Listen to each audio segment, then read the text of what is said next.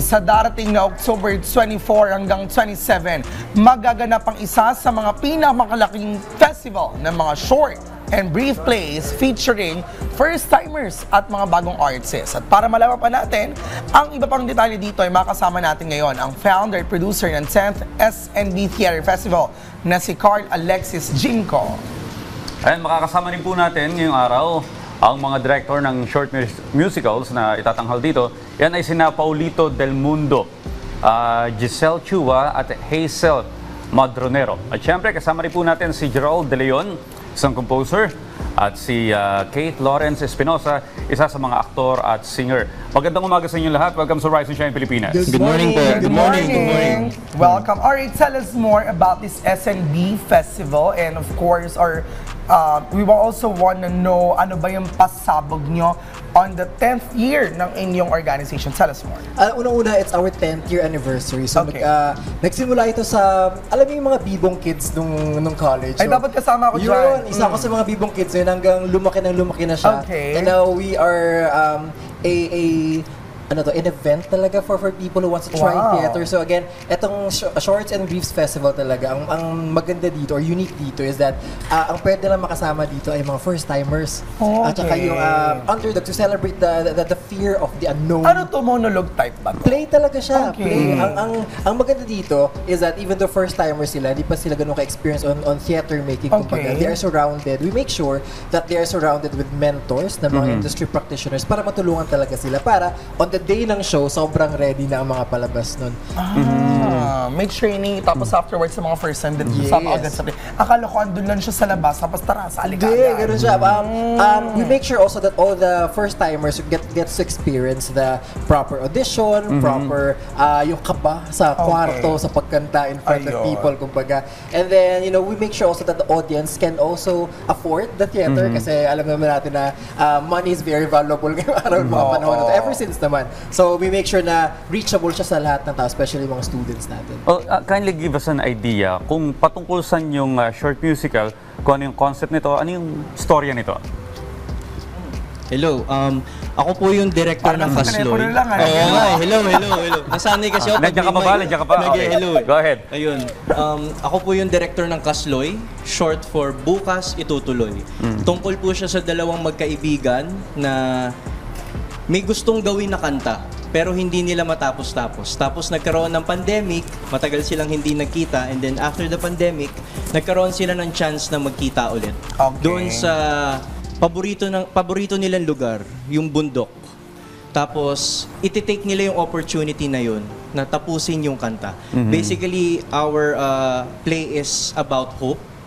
Kaya ang title ng kanta is Kasloy dahil pagka nawalan ka ng pag-asa ngayon, bukas ituloy mo ulit. Ngayon, pag bukas hindi mo na hanap ulit yung pag-asa na yun, bukas ituloy mo ulit. Kaya Kasloy, short for Bukas Itutuloy. Ayun, you've told us about the music. So, we want to know paano yung naging selection na pagpili nyo ng mga elemento para dito sa inyong theater festival, such as the music, the arrangements, and you've mentioned also the actors having the audience tell us, or the audition rather, so tell us more. Yun, since ito nga, we promote inclusivity talaga on experiencing theater. Lahat dito ay kailangan mag-submit ng kanilang song pieces. Kahit hindi pa tapos, okay lang. Kahit half-baked lang yung kanta, okay lang yun. Kasi ang goal is, everyone ay magkakaroon ng chance to submit their songs.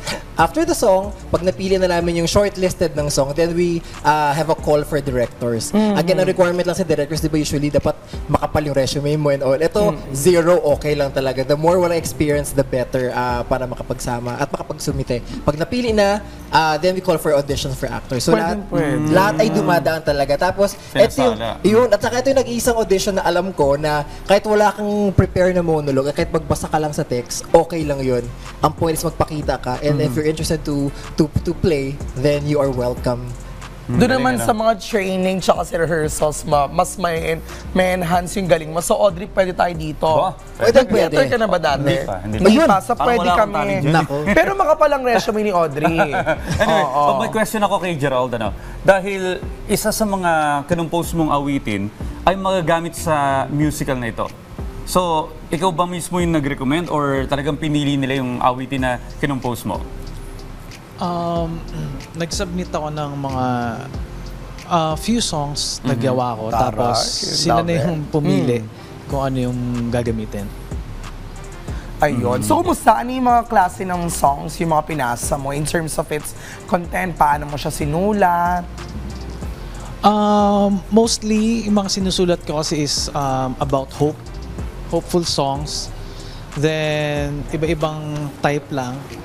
So, tapos puro draft, puro raw. Okay. And tapos, bahala na sila.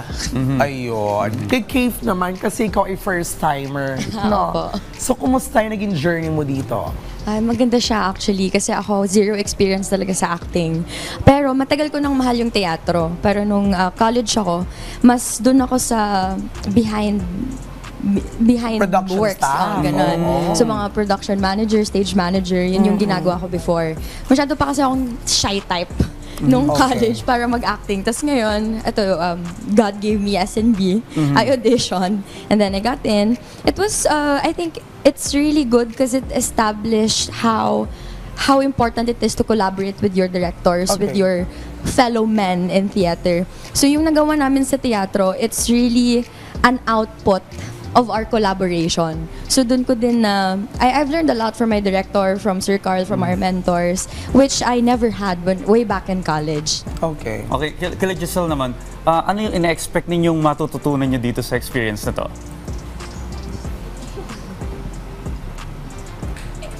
Yeah. Yeah. And also your short musical na gagawin dito. Tell us more. Very thankful ako sa mga mentors na provide ng Eksena, SMB. And yun, ang dami po na natutunan from writing to directing. Tapos even, I'm learning from my actors rin every time rin. Kasi meron rin silang dinadala na experience na, oo nga, na pwede pala yun. In fairness, si Hazel naman. Hello po, I'm Hazel Madronero. So ako po yung director ng Nakasilip na Bituin. So Ayan. kasama ko po sila, yung team ko. So actually, yung Nakasilip na Bituin po is about the story of dreams, hope, and of course the responsibility. Dahil istorya po siya ng magkapatid. So tumatalakay siya sa family. So talaga makaka-relate po yung mga audience once they watch our play. Pero usually, ano yung ina-expect yung audience sa ganitong klase ng pagpe-perform? Alam mo,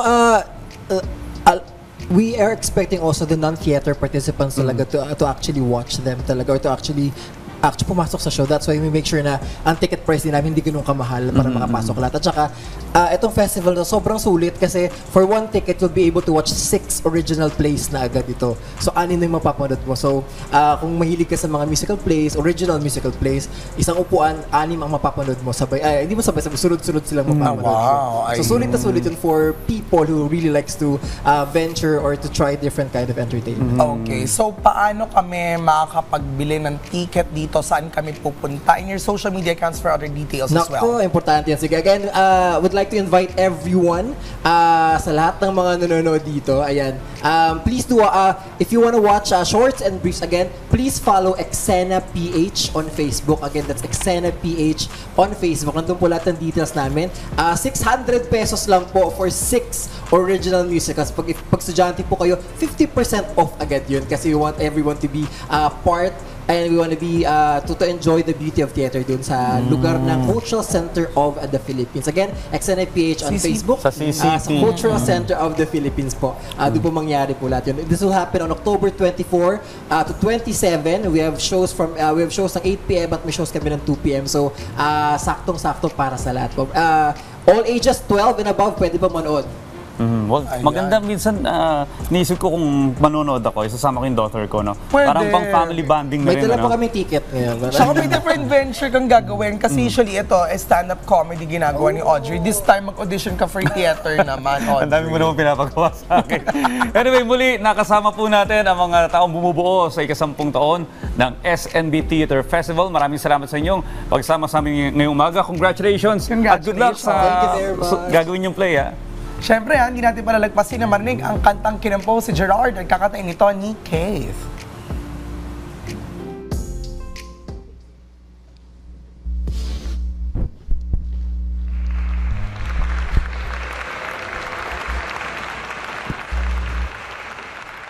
Ang daming nangyayari. Nakakapagod. Pero ang dami kong pangarap.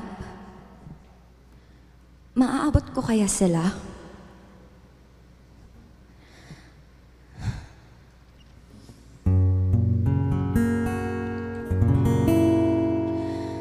Nakasilip ba ang mga bituin? Mararating kaya ang lawak ng dilim? Mararating kaya ang kawalan kung akmang pipitasin? May hiwaga ba talaga at may maangkin?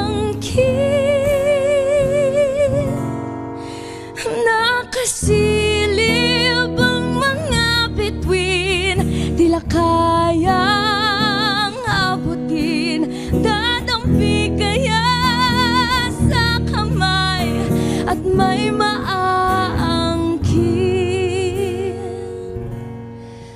sa mga nakasilip na bituin.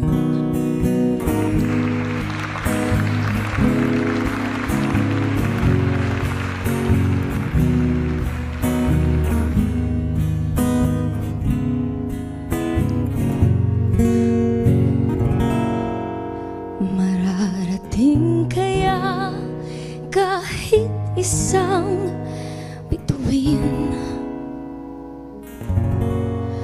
O palaging magmamasid sa dilim?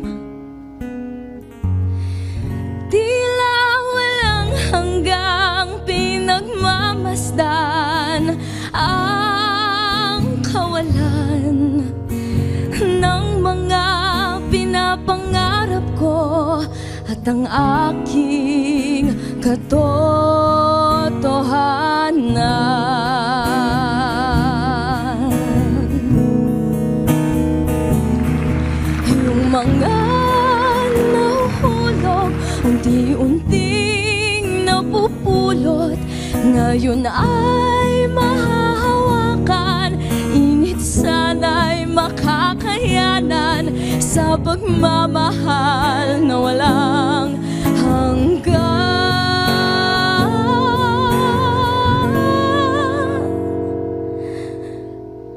Sa mga nakasilip na